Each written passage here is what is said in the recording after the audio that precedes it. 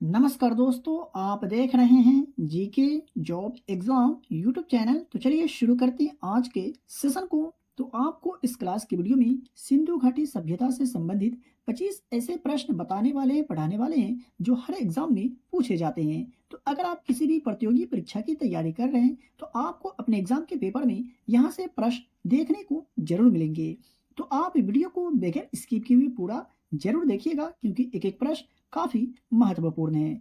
तो पहला प्रश्न है, कौन सा हड़प्पा स्थल भारत में स्थित है? निम्न में से कौन सा हड़प्पा स्थल है जो भारत में स्थित है? अगर आपको किसी भी प्रश्न का आंसर पहले से याद हो तो अपना जवाब कमेंट बॉक्स में जरूर बताइएगा। तो दाइमाबाद जो है ये भारत में स्थित है और भारत के महाराष्ट्र राज्य के अहमदनगर जिला में स्थित है, ये आप याद रखिए।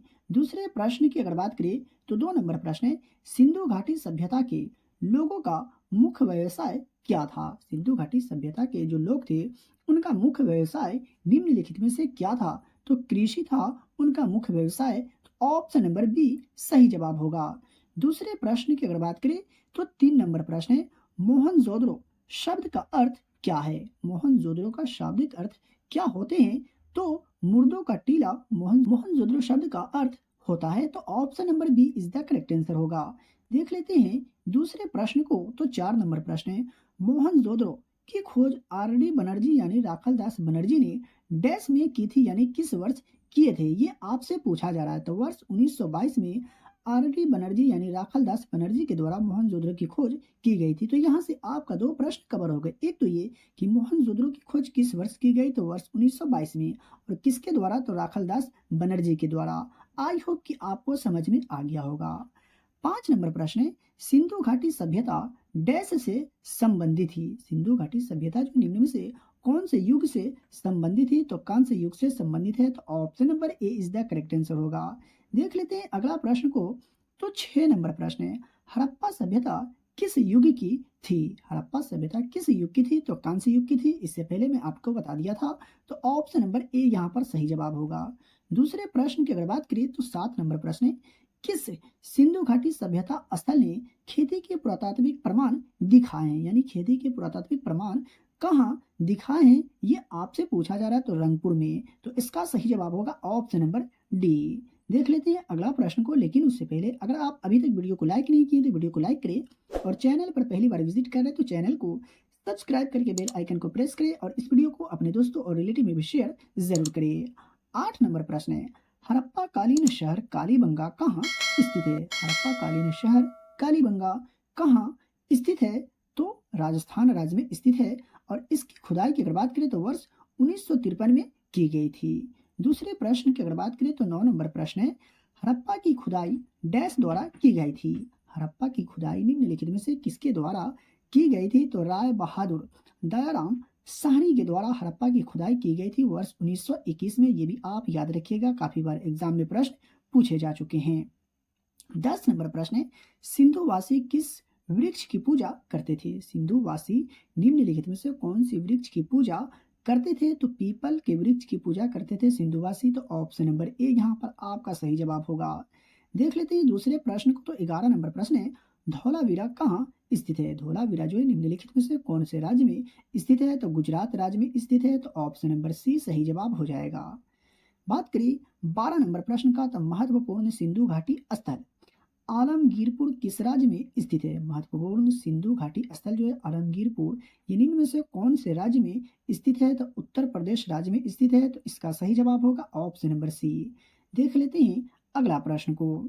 तो 13 नंबर प्रश्न है, लोथल नामक हड़प्पाई स्थल कहाँ स्थित है? लोथल नामक हड़प्पाई स्थल जो है निम्न में से कौन से राज्य में है? ये आपसे पूछा जा रहा है। तो गुजरात राज्य में है। तो ऑप्शन नंबर बी सही जवाब होगा और इसकी खोज वर्ष 1954 में की गई थी। ये भी आप याद रखिएगा। बात करें आज का 14 नंबर प्रश्न का, तो लोथल नगर किस नदी की उपनदी के किनारे बसा था? लोथल नगर जो था निम्न में से कौन सी नदी की उपनदी के किनारे बसा था? तो साबरमती नदी की उपनदी के किनारे बसा था। तो इसका सही जवाब होगा ऑप्शन नंबर डी। और भोगवा नदी के किनारे स्थित है, जो साबरमती नदी की एक उपनदी है। देख लेते हैं दूसरे प्रश्न को तो आज बात करें 15 नंबर प्रश्न का, तो विशाल स्नानागार की खुदाई किस हड़प्पा स्थल से की गई थी? तो मोहनजोदड़ो से की गई थी विशाल स्नानागार की खुदाई। तो option number B is the correct answer होगा। देख लेते हैं दूसरे प्रश्न को, तो 16 नंबर प्रश्न है, सिंधु घाटी सभ्यता में कौन सा शहर मौजूद था? सिंधु घाटी सभ्यता में निम्न में से कौन सा शहर मौजूद था, ये आपसे पूछा जा रहा है। तो हड़प्पा मौजूद था, तो इसका सही जवाब होगा ऑप्शन नंबर बी। देख लेते हैं दूसरे प्रश्न को, तो 17 नंबर प्रश्न है, घग्गर नदी के किनारे बसा नगर कौन सा है? तो बात करें घग्गर नदी के किनारे बसा नगर का, तो कौन सा नगर है ये आपसे पूछा जा रहा है। तो हनुमानगढ़ जो है ये घग्गर नदी के किनारे बसा नगर है। तो ऑप्शन नंबर ए यहाँ पर बिल्कुल सही जवाब होगा। बात करिए 18 नंबर प्रश्न का, तो प्राचीन स्थल राखी गढ़ी की खुदाई हरियाणा के किस जिले में की गई थी? प्राचीन स्थल राखी गढ़ी की खुदाई हरियाणा के किस जिले में की गई थी, ये आपसे पूछा जा रहा है। तो हरियाणा के हिसार जिले में की गई थी प्राचीन स्थल राखी गढ़ी की खुदाई। तो इसका सही जवाब होगा ऑप्शन नंबर सी। 19 नंबर प्रश्न है, हड़प्पा किस नदी के तट पर स्थित था? हड़प्पा जो था निम्न में से कौन सी नदी के तट पर स्थित था? तो रावी नदी के तट पर स्थित था। तो इसका सही जवाब होगा ऑप्शन नंबर डी। देख लेते हैं अगला प्रश्न को, तो 20 नंबर प्रश्न है, हड़प्पा संस्कृति स्थल सनौली कौन से राज्य में स्थित है? हड़प्पा संस्कृति स्थल जो है निम्न में से कौन से राज्य में स्थित है? तो उत्तर प्रदेश राज्य में स्थित है। तो इसका सही जवाब होगा ऑप्शन नंबर ए। प्यारे दोस्तों, ये जो प्रश्न है काफी बार एग्जाम में पूछे जा चुके हैं, तो आगे भी आपका जो एग्जाम है उसमें यहाँ से प्रश्न देखने को मिल सकते हैं।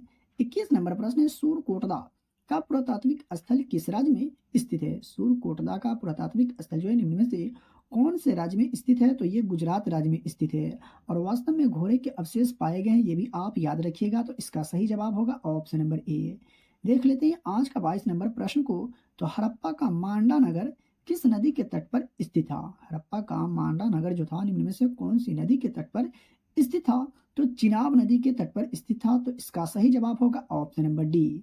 देख लेते हैं दूसरे प्रश्न को, तो 23 नंबर प्रश्न है, हड़प्पा स्थल रोपर किस नदी के तट पर स्थित था? हड़प्पा स्थल रोपर जो था निम्न में से कौन सी नदी के तट पर स्थित था? तो सतलज नदी के तट पर स्थित था। तो सही जवाब होगा ऑप्शन नंबर बी।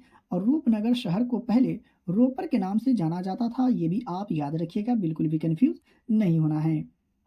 24 नंबर प्रश्न है, हड़प्पा वासी शिल्प उत्पादन के लिए लाजवर्द कहाँ से प्राप्त करते थे? हड़प्पा वासी शिल्प उत्पादन के लिए लाजवर्द जो है कहाँ से प्राप्त करते थे? तो अफगानिस्तान से प्राप्त करते थे। तो इसका सही जवाब होगा ऑप्शन नंबर बी।